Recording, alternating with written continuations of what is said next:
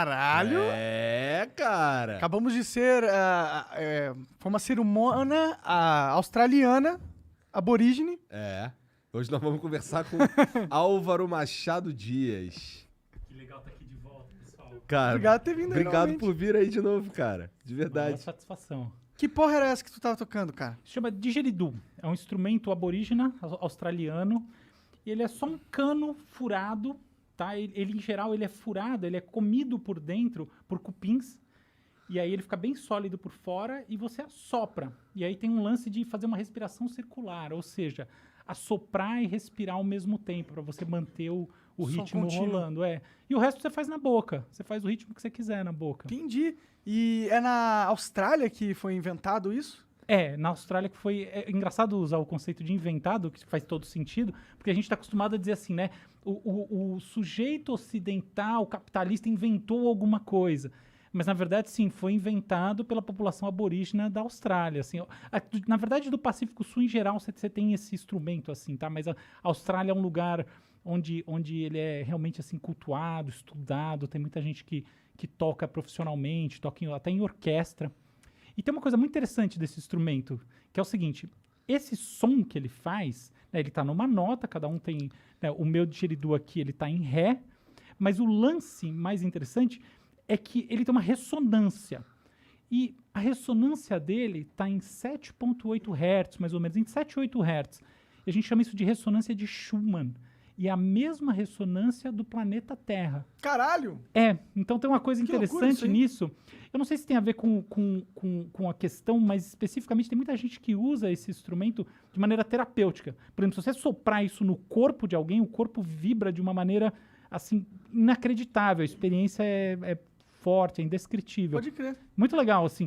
E o som dele tem uma coisa que também me chama a atenção, que foi o que me aproximou dele, que são essas camadas, né? E assim, uma camada do som acaba trazendo como se fossem representações da mesma camada, menorzinhas lá dentro, e essas menorzinhas e menorzinhas. E ele vai, então, portanto, mudando a escala, mas permanecendo com a célula idêntica. E a gente chama isso de fractal. Então ele é um som em fractal, ou seja, o som que ele faz durante 1 minuto é uma réplica do som que ele faz durante 1 segundo, que é uma réplica do menor compasso que você consegue extrair dele. Caralho! Isso dá uma coisa, a gente não sabe dizer direito o que é, mas sente um negócio diferente em função do fato de que os fractais são atraentes para nós, para os seres humanos em geral. Então tem uma história interessante que o Jackson Pollock, que é um grande pintor, né, da primeira metade do século XX, que fazia aquelas pinturas abstratas, o cara que jogava tinta, assim, pintava com a tela no chão, fazia uma coisa maluca. E muita gente ficava tocado por aquilo, não conseguia entender, nem ele. E depois, ao longo do tempo, essa arte dele foi sendo estudada, e o que se compreendeu é que o que ele estava fazendo, na verdade, eram fractais. Na verdade, ele foi evoluindo ao longo do tempo, e a pintura dele foi se aproximando de fractais. Tem um cara chamado Mandelbrot que formalizou, assim, fez uns chamados conjuntos. Vamos dizer assim, um cara que pensou sobre esse assunto e ajudou todo mundo a entender o que eram os fractais na prática. E aí tem gente que estuda o quanto as pinturas do Pollock, elas lembram esses conjuntos, ou seja, o quanto elas têm a ver com fractais. E esse instrumento também é muito fractal. Fractal é uma loucura, por sinal. Porque, assim, a gente vê hoje em dia que o coração tem fractais, o coração humano. Então, por exemplo, olha que coisa interessante.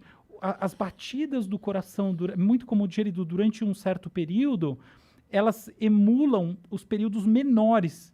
E quanto mais e elas variam, né? Então, quanto mais essas variações longas lembram as variações curtas, mais saudável o seu coração.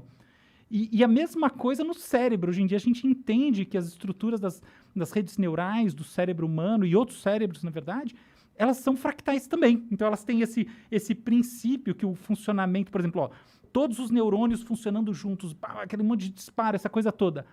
Isso é muito parecido com o que você vê num pequeno núcleo de neurônios conectados em qualquer área do cérebro. Por quê? Porque esse pequeno neurônio se espelha no grande ecossistema biológico, porque o cérebro tem uma estrutura de fractal.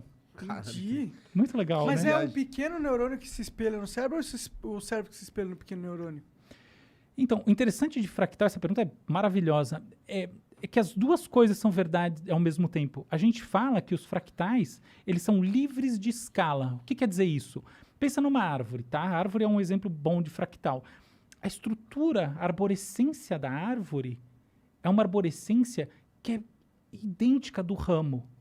Se a estrutura do ramo gera a árvore, a estrutura da árvore gera o ramo, depende do caso, tá? Obviamente, na natureza, as coisas maiores, né, que têm mais células, mais complexidade, elas tendem, do ponto de vista da filogenia, né, da história das espécies, vir depois.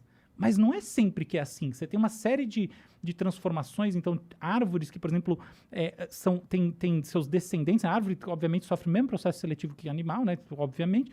Então, elas têm como descendentes, elas se derivam de árvores que não tinham ramificações. Então, as ramificações, eventualmente, vêm depois também. O que importa é, o fractal é essa coisa livre de escala, essa coisa, né? Essa propriedade.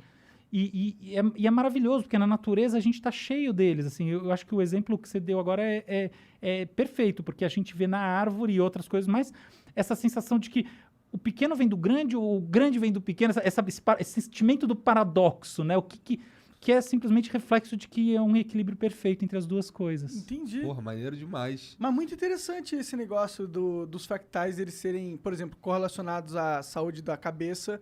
Se o seu Coração. se as suas ondas cerebrais funcionam em fractal, quer dizer que você é mais Você tá saudável.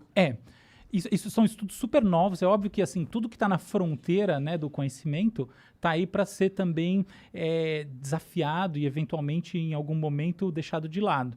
Mas existem estudos sérios mostrando que a característica, né, vamos dizer assim, a saúde, sobretudo cardíaca, na verdade os dois, tá? Não é sobretudo cardíaca. Mas assim, tem um estudo importante, bem publicado, mostrando saúde cardíaca e estrutura de fractal do que a gente chama de variabilidade cardíaca, tá? A relação entre a sístole e a diástole, tá? Essas diferenças das duas coisas, elas acabam gerando padrõezinhos um pouco, assim, arrítmicos, com leves variações de ritmo.